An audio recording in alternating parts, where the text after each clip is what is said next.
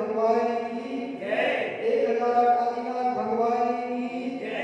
परम पूज्य आचार्य कुंद कुंद स्वामी की जय। परम पूज्य आचार्य गुरु विशुद्ध सागर जी महाराज की जय। अहिंसामय विश्व धर्म की जय। 10 लक्षण महापर्व की जय। उत्तम त्याग धर्म की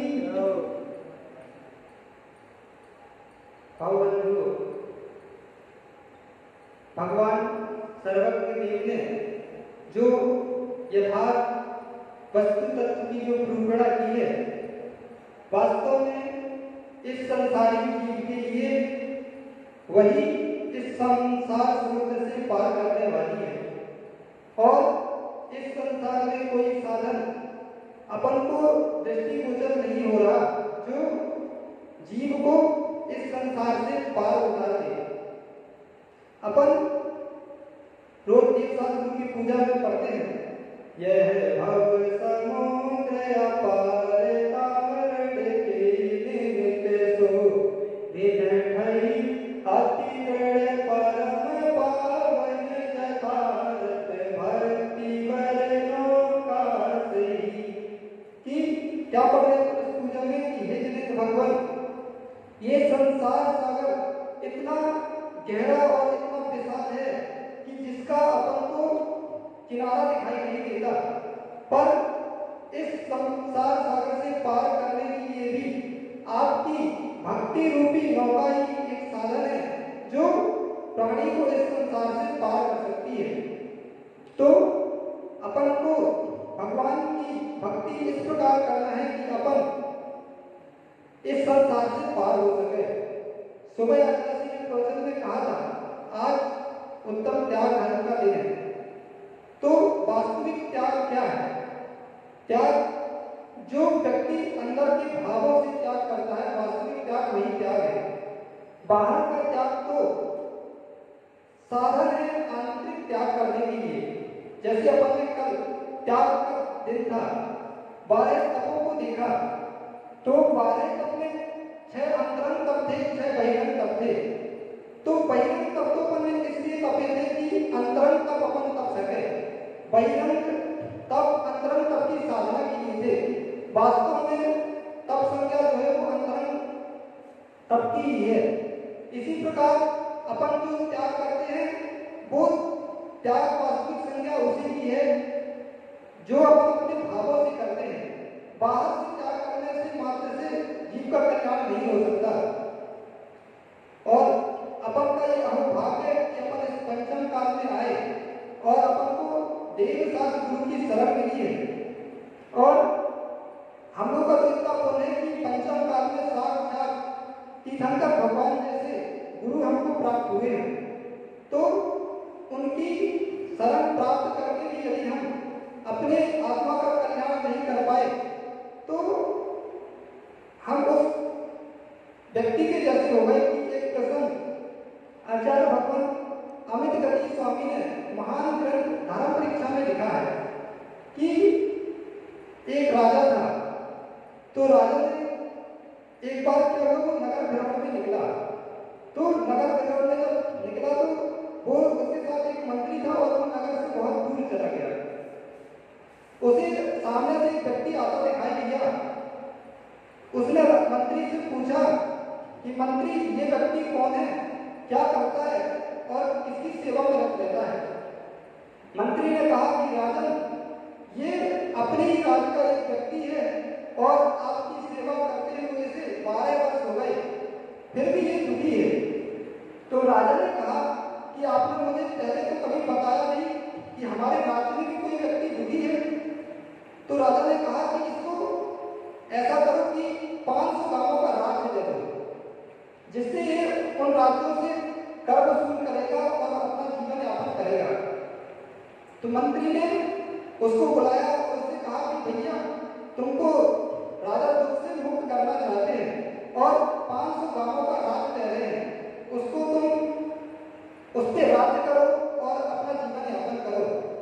पर अचासी कहा करते हैं कि जिस व्यक्ति का पूर्ण ही जीव हो तो उस व्यक्ति को चाहे आप साली दान के चावल से बनी सुंदर दुग्ध से बनी खीर दोगे, पर वो व्यक्ति कहेगा कि मुझे खीर नहीं चाहिए, मुझे तो महेश खाना है।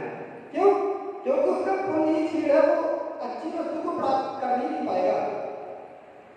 तो उसने कहा कि नहीं, मुझे राज्य नहीं चाहिए, यदि आप मुझे कुछ देना ही चाहते हो तो एक पेड़ और झाड़ियों से रहित एक खेत दे दो, उस पर मैं खेती करूंगा और अपने जीवन यापन कर लूंगा। राजा ने कहा ठीक है।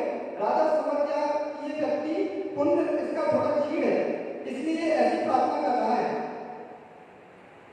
व्यक्ति ने कहा तो मंत्री ने उसको वो एक राजा ने कहा कि इसको अगुरु चंदन का एक बहुत बड़ा खेत, विशाल खेत था, उसको ये खेत दे दो, इससे लकड़ी बेच के अपना जीवन यापन कर देगा।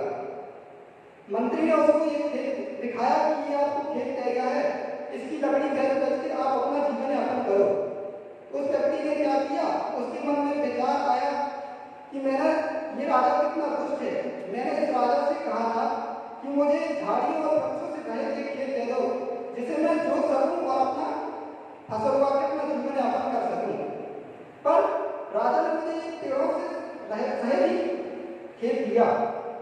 तो उसने क्या किया, उसने सोचा कि ठीक है, कुछ ना देने से अच्छा है कि कुछ राजा ने दिया तो मैं ऐसा करूंगा कि इस सारे वृक्षों को काट के इसको प्लेन खेत बना लूंगा और अपनी खेती करूंगा। उसने दूसरे दिन ही अपनी कुल्हाड़ी लेके आया और धीरे धीरे सारे वृक्षों को काट कर जला दिया। कुछ दिनों बाद और उसको खेत को प्लेन बना के उसमें पौधों को दे दिया।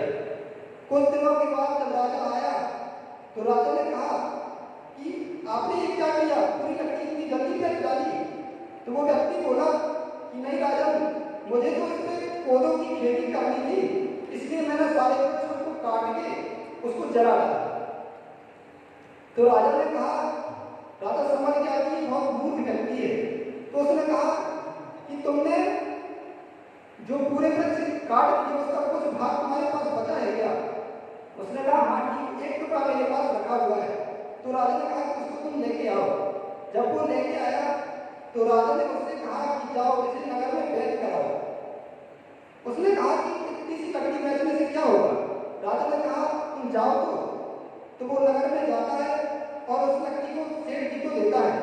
तो सेठ जी उस लकड़ी की कीमत उसको 500 रुपए देते हैं। तो जब वो 500 रुपए उसको मिले, उसको थोड़ी प्रसन्नता हुई, पर महादुख भी हुआ। दुख क्यों हुआ? दुख इसलिए हुआ कि उसने सोचा कि अरे इतनी सी लकड़ी मैंने बचा कर रखी, इसका मुझे 500 रुपए मिला, यदि ज्यादा तो मुझे इतना करोड़पति बनने के लिए खेत पूरा दिया था, लेकिन मैं कितना मूर्ख था कि मैंने पूरी लकड़ियों को जलाकर और उसको राख बना दिया। ऐसे ही हम अपने जीवन में सोचे कि हमें देव शास्त्र रूपी उस अगुरु चंदन के जैसे खेत हमें अपने भाग्य से प्राप्त हुआ है, जैसे उस किसान को प्राप्त हुआ था।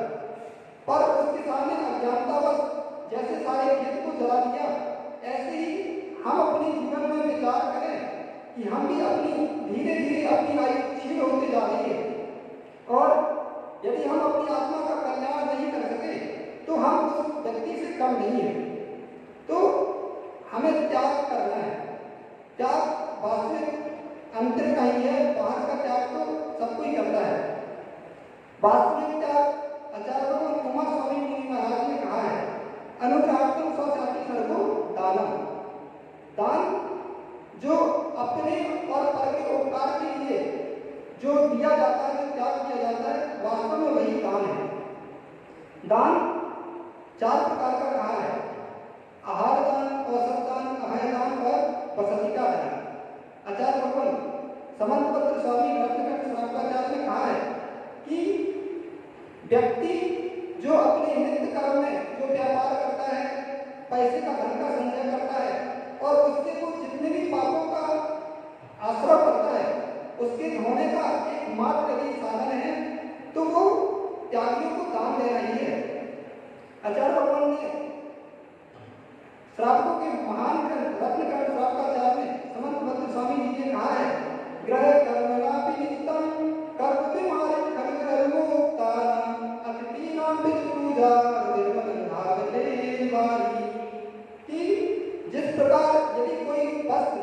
रक्त से रंजित हो जाए तो व्यक्ति उसको पानी से धो लेता है। इसी प्रकार यदि जो हमने गृहस्थी में अपने दैनिक कर्म में व्यापार में जो पाप का संचय किया है तो उसके धोने का एकमात्र साधन है तो वो दान ही है। पर दान दे किसको? तो दान 4 प्रकार के पात्र को ही दे। दान देने का भी विवेक है। ऐसा नहीं कि अपने पास दान है तो आपने किसी को भी दे दिया। सुबह ने कहा था कि दान भी देना तो व्यक्ति का चेहरा देख के देना। आपने ऐसे व्यक्ति को दान दे दिया जो उसका ना खुद उपयोग कर सका और ना वो दूसरे को तो देगा ही नहीं, तो उसने सारी संपत्ति को नष्ट कर दिया। पर उसकी जितनी क्षमता थी, जैसे एक माँ होती है तो उसका यदि 2 साल का बच्चा है तो उसे अपने स्तनपान कराती है, और थोड़ा बड़ा होता है तो गाय का दूध पिलाती है, उससे बड़ा होता है तो उसे भैंस का दूध पिलाती है। क्यों?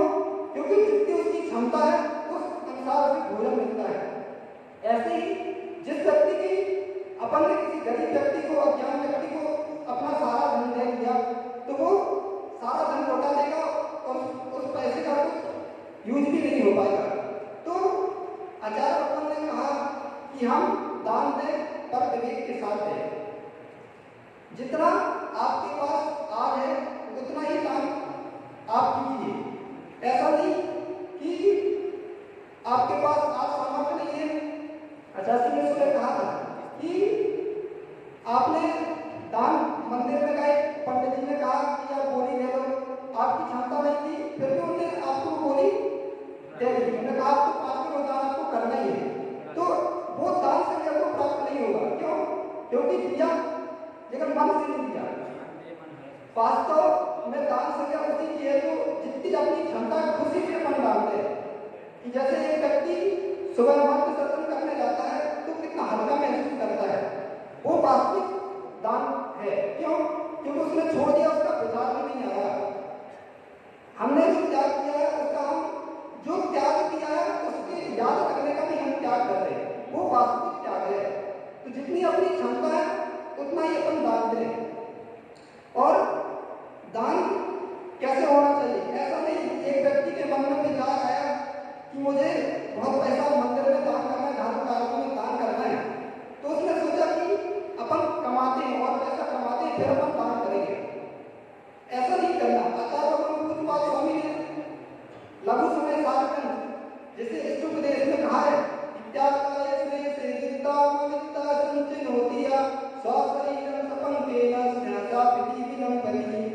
कि एक व्यक्ति विचार करता है कि मुझे स्नान करना है, तो उसने विचार किया कि मुझे स्नान करना है, जो सोचता है कि स्नान तो करना ही है। अपन ऐसा करते कि अपने पूरे शरीर में कीचड़ लपेट लेते हैं, धूल में लौट लेते हैं, नहाना तो अपन को है ही। तो बताइए पंडित जी, ये कोई विवेक कर रहा है क्या कि आपको नहाने जाना है तो आप पहले कीचड़ चलाओगे, धूल से अपने शरीर को रंजित करोगे, उसके बाद नहाओगे? तो ये कोई विवेकी व्यक्ति का कार्य नहीं है। तो आपको जो दान करना है, आप जितना आपके पास आज है उससे एक हिस्सा, एक भाग वो दान कीजिए, अपनी शक्ति के अनुसार कीजिए, जिससे जितनी आपकी क्षमता है। दान दे मन हर्ष से गए। दान देने के बाद आपको पश्चाताप हो रहा कि अरे हमने कैसे बोल दिया, कैसे दें, वो वास्तविक दान संज्ञा उसकी नहीं होगी। दान तो अंतरंग से ही होता है। और त्याग करें तो कैसे करें? आचार्य ने एक बार एक प्रसंग सुनाया था कि एक मुनिराज ने जब दीक्षा ले ली और वो वन में तपस्या कर रहे थे, तो एक डाकू वक्त उनके पास आया और वो डाकू का सरदार था, मुनिराज का भक्त था। उसने कहा कि आज अपना अहोभाग्य है कि ऐसे घनघोर जंगल में भी अपन को मुनिराज के दर्शन हुए, आज जरूर अपन को कुछ अच्छा लाभ होगा। तो ऐसा सोचकर वो मुनिराज को प्रणाम करके चले गए। कुछ समय पश्चात उन मुनिराज की माँ और उनकी बहन, मुनिराज की बहन, उसी रास्ते से उस लड़के महाराज जी की बहन थी, उनका विवाह होने वाला था, उसी रास्ते उनकी माँ निकली। तो वो मुनिराज को देख के प्रसन्न हो गई कि धन्य है मुनिराज, ऐसे घनघोर जंगल में कितनी साधना कर रहे हैं।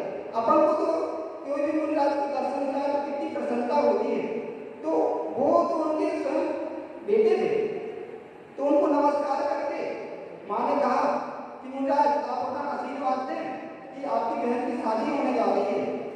और उन्होंने पूछा भी कि इस मार्ग में कोई हमको कोई डर तो नहीं है, पर मुनिराज तो अपने ध्यान में ऐसे दिए थे जैसे उनको पता ही नहीं चला कि कौन आया और कौन गया।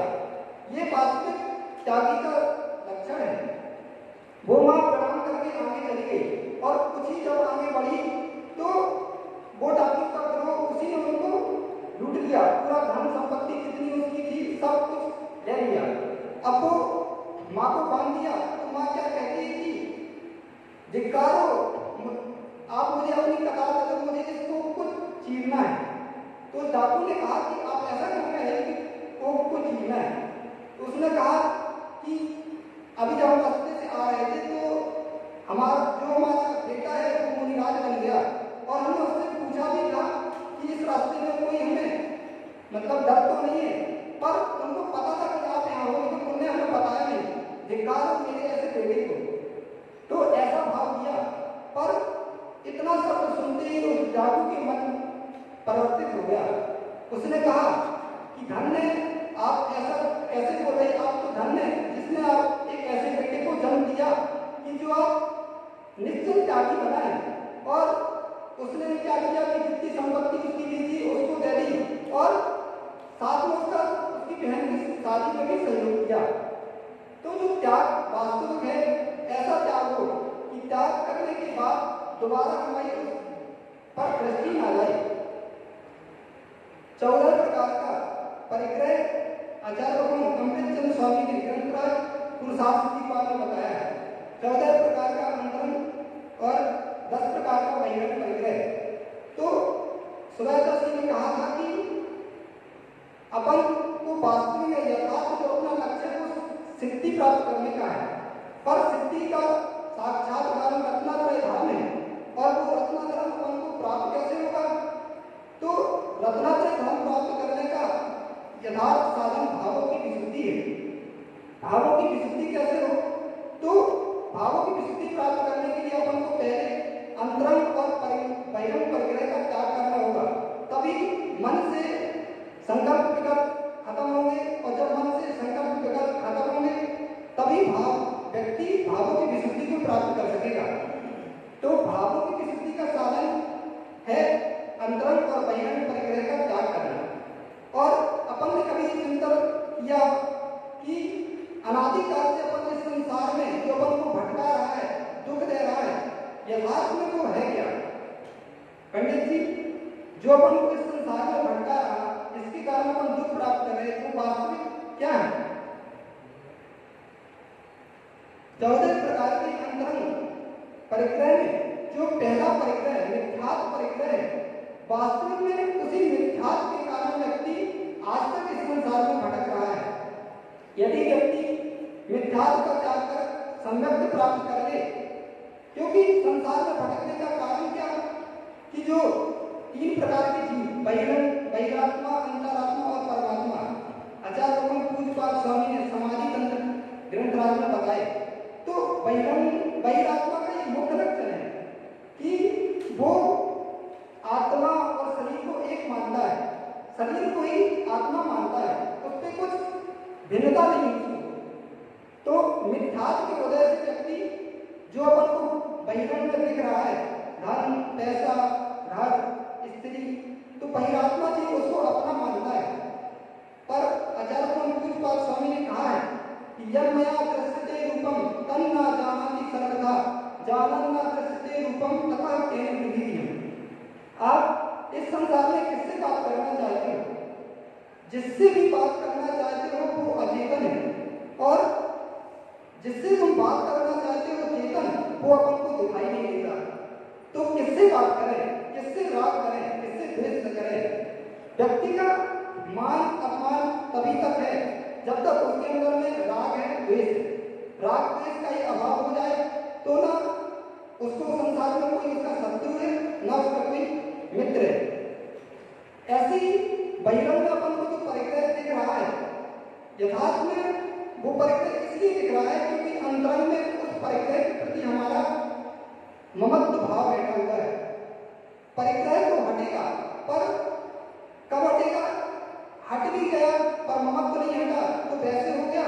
कि जैसे अपन देखते हैं कि भिखारी के पास होता तो कुछ नहीं, पर अंदर में उसकी लालसा इतनी होती है कि जिस घर में भी भीख मांगने जाता है तो वो सोचता है कि ये मेरा घर होगा। जिस किसी करोड़पति आदमी को देखता है तो सोचता है मैं भी करोड़पति होगा। क्यों? बहिरंग में उसके पास कुछ नहीं है, पर अंदर में उसका इतना ममत्व भाव बैठा हुआ है कि वो सबको अपना मानता है। ऐसे ही हमारे अंदर हर व्यक्ति के प्रति, हर व्यक्ति वस्तु के प्रति ममत्व भाव है, इसलिए हमारे पास बहिरंग परिकर दिख रहा है। जिस दिन हमारा अंतरंग से राग मोह घट जाएगा तो उस दिन हमको त्याग करने की जरूरत नहीं पड़ेगी, वास्तव में वस्तु अपने आप त्याग हो जाएगी। त्याग करना है तो अपने राग द्वेष भावों का त्याग करें। पर राग द्वेष भावों का त्याग हो जाएगा तो बहिरंग परिग्रह अपने आप छूट जाएगा। तो त्याग करने को ऐसे चिंतन करना है कि त्याग की यथार्थ महिमा जो है वो जो भी आज तक इतने तीर्थंकर हुए, महापुरुष हुए, वास्तव में देखें कैसे बने, तो उस पद को प्राप्त करने के लिए उन्होंने सब कुछ त्याग किया है। त्याग के बिना आज तक इस संसार में कोई महान नहीं हुआ। तो यदि अपन को महान बनना है, उच्च पद को प्राप्त करना है और सिद्धि को प्राप्त करना है, तो ममत्व भाव से अपन को बहिरंग और अंतरंग सब परिग्रह को त्याग करना है और चतुर्विध संघ को दान देना है। यही त्याग धर्म का वास्तविक स्वरूप है। जय बोलो महावीर भगवान की जय।